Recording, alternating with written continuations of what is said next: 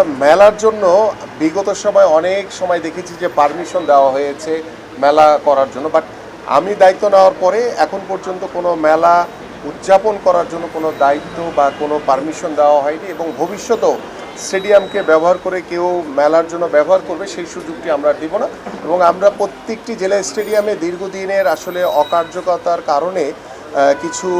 সংস্কারের দরকার রয়েছে। তো আমরা একটি প্রকল্প হাতে নিয়েছি যে সারা বাংলাদেশের সকল জেলা স্টেডিয়াম, ক্রীড়া কমপ্লেক্স কিংবা আমাদের সুইমিং যে কমপ্লেক্সগুলো রয়েছে সেখানে সংস্কারের মাধ্যমে আমরা এগুলোকে সচল করতে চাই, নতুনভাবে একটি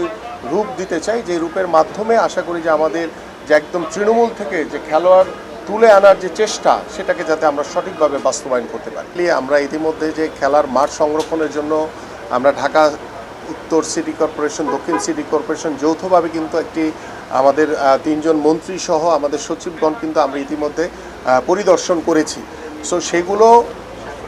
যেগুলো খেলার উপযোগী মাঠ সেগুলোতে নিশ্চয়ই তারা সেই হকার পুনর্বাসন করবেন না, এবং সেই বিষয় নিয়ে আমরা প্রয়োজনে তাদের সাথে কথা বলে সেগুলো নিশ্চিত করার চেষ্টা করব ইনশাআল্লাহ।